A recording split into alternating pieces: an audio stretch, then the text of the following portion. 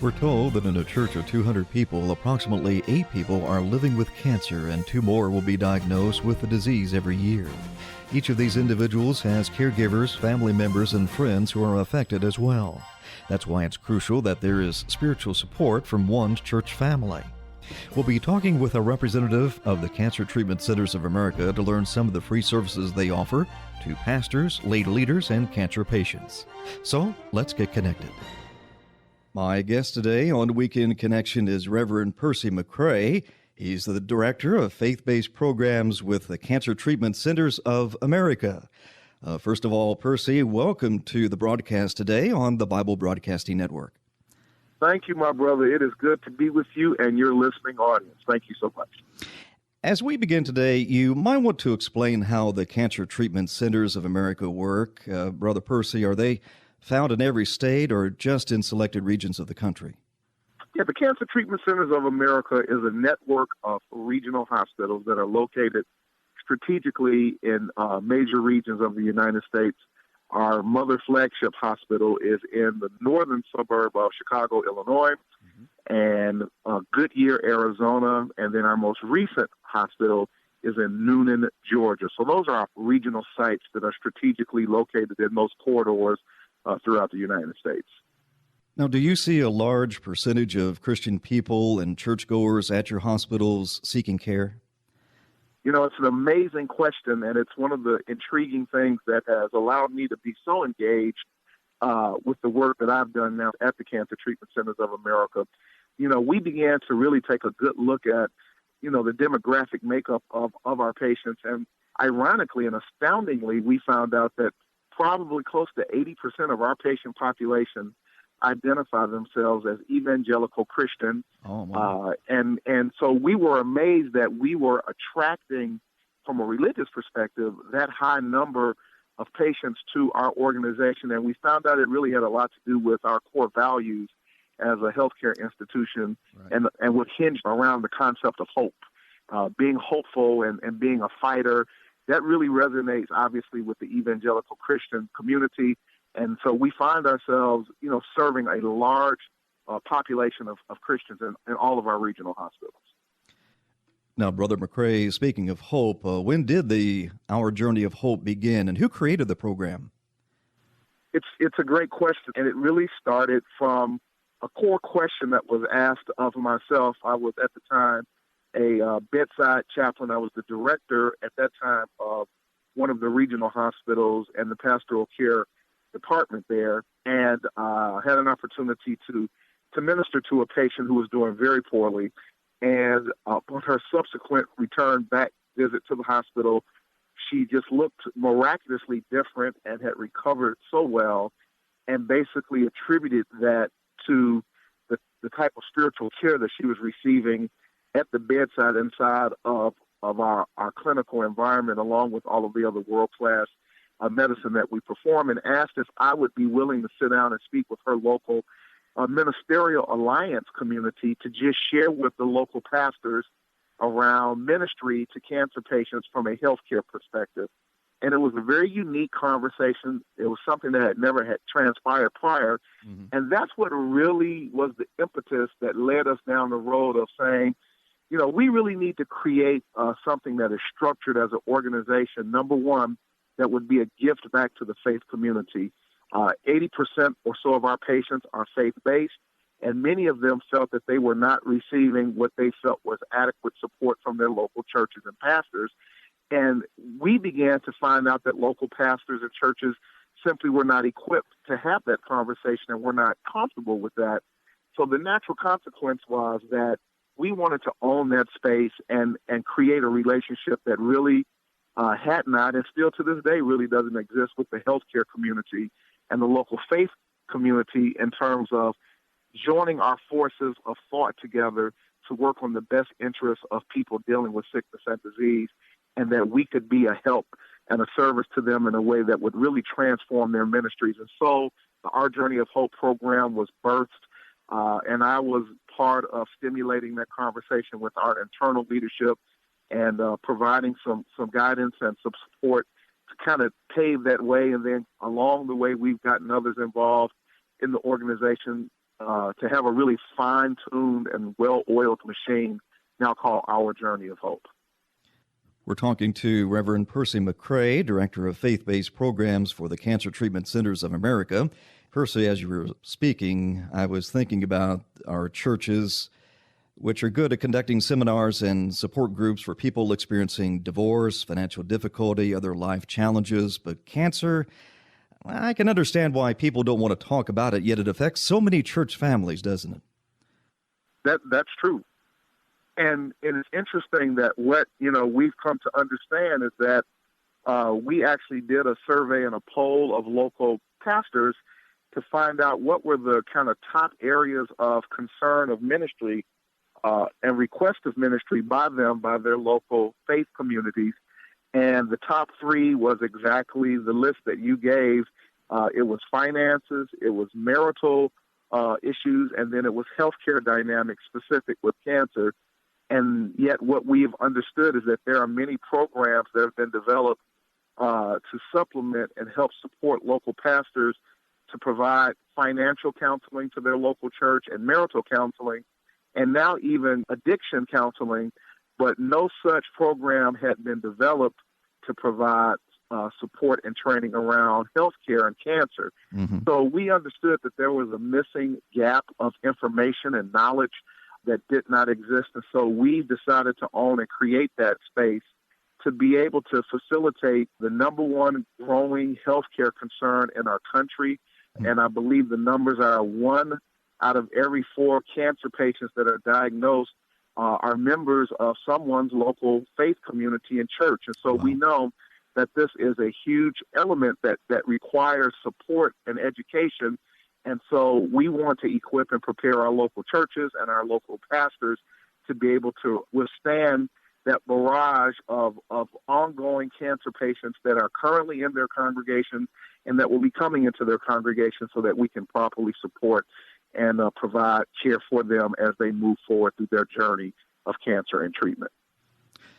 Very good. We're talking with Reverend Percy McCray. He's the Director of Faith-Based Programs for the Cancer Treatment Centers of America, as we discuss Our Journey of Hope, cancer care leadership training for the church. And Brother Percy, in training volunteers, do they need some type of medical degree or basic medical knowledge to be qualified to be used in a cancer care ministry?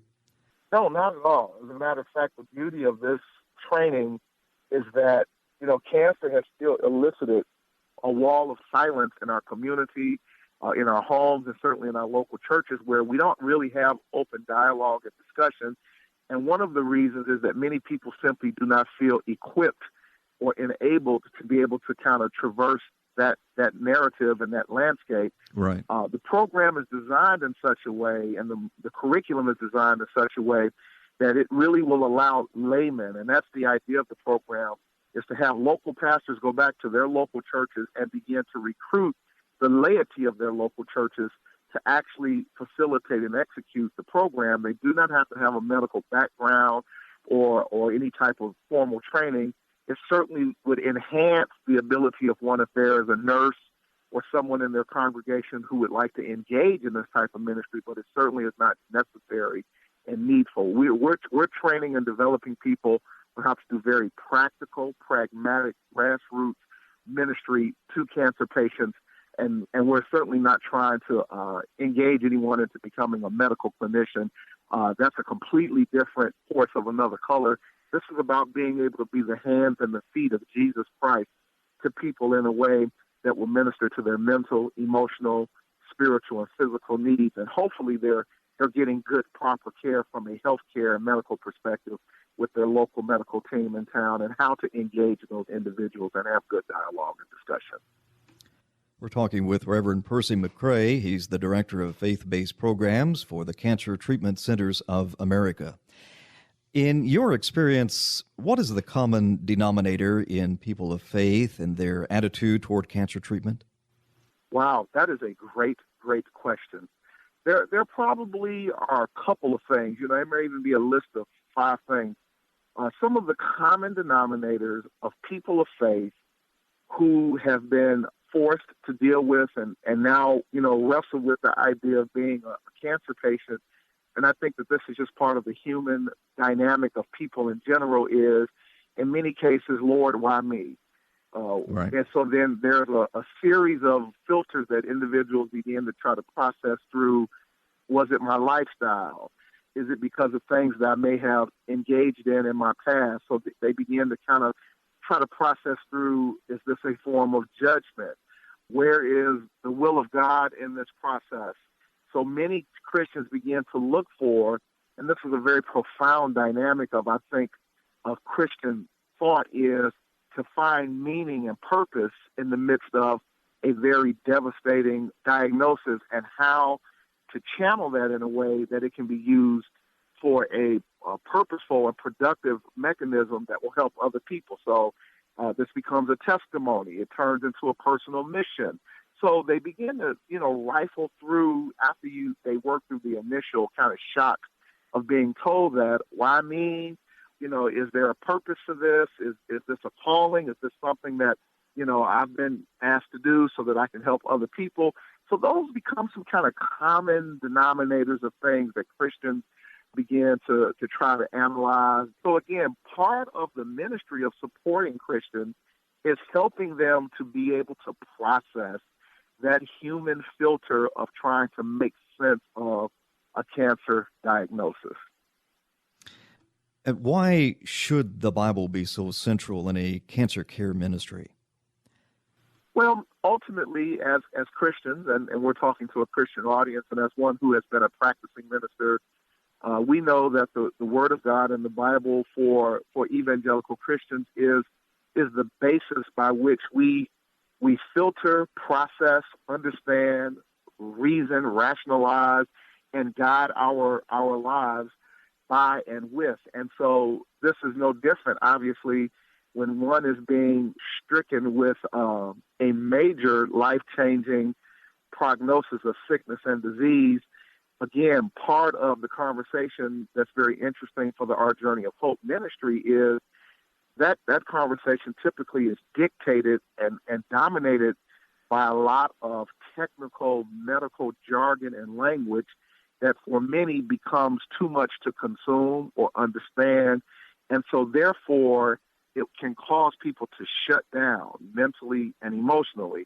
The Bible and the concepts helps to give people a mechanism by which to process all of that rhetoric and conversation that takes them back to some core elements that they find strength, that they can find hope, that they can find purpose. And so as far as I know, the Bible is the only instrument that really can be that type of navigational tool or compass to help people negotiate the tumultuous storms of life when we are thrown a curveball and didn't expect to see or feel that, and then what do we do now and what's next?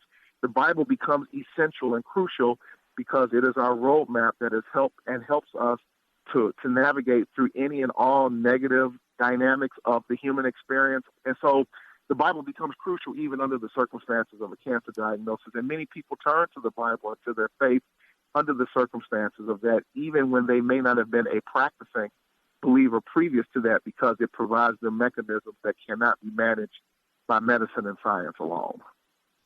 We've been talking with Reverend Percy McCray. He's the Director of Faith-Based Programs for the Cancer Treatment Centers of America, and we've been discussing Our Journey of Hope.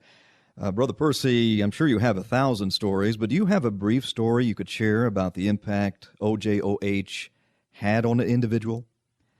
Well, yeah, you're right. There are so many now, and a couple of stories that come to my mind, is an individual who is a pastor, actually, and, leading a congregation and was doing well, and life was just cruising right along, and was a person who taught on faith and believing in God. And here he was stricken with cancer and was challenged in his own faith and in his own belief, even as a pastor and as a person connected to God. And when he had opportunity to be introduced to the Our Journey of Hope program, readily admitted that he really lost confidence in his ministry and in his ability to stand before the people. And the Our Journey of Hope program came along at a time where he was really considering leaving the ministry because he had gotten Wow. so discouraged. And the Our Journey of Hope program helped him to embrace his humanity as well as embrace his ministerial call, but understood that there was an element of his didactic or educational or philosophical orientation around ministry that he simply didn't get while he was being trained for ministry around healthcare that helped him to regain his footing and his balance. And so went through the program, became reengaged with his ministry, went back to his local church and admitted, his struggle, started the ministry, and his church is thriving. His cancer care ministry is thriving. He's excited about ministry again. Now, if someone should desire to speak to a representative from Our Journey of Hope for prayer support or perhaps just a listening ear, or to find out more about this Journey of Hope training, is there a number that they can call? We have an entire website that is set up exactly for what you just described, and it is, of course, ourjourneyofhope.com. You can ask questions of people who have started cancer care ministries, or you can ask questions of the leaders, ourjourneyofhope.com. All lowercase letters, all one word, to actually get on the website, and it is there free for everyone to utilize at their leisure. Very good. Thank you so much. We have been speaking with Reverend Percy McCray, Director of Faith-Based Programs for the Cancer Treatment Centers of America, and we have been specifically zeroing in on Our Journey of Hope, the cancer care leadership training that he offers. Thank you again, Brother Percy, for joining us today on Weekend Connection. Thank you for allowing me. Have a great and wonderful day. Thank you for listening to this feature, a production of BBN, the Bible Broadcasting Network. BBN provides 24-hour Christian programming, great Christian music, and Bible teaching.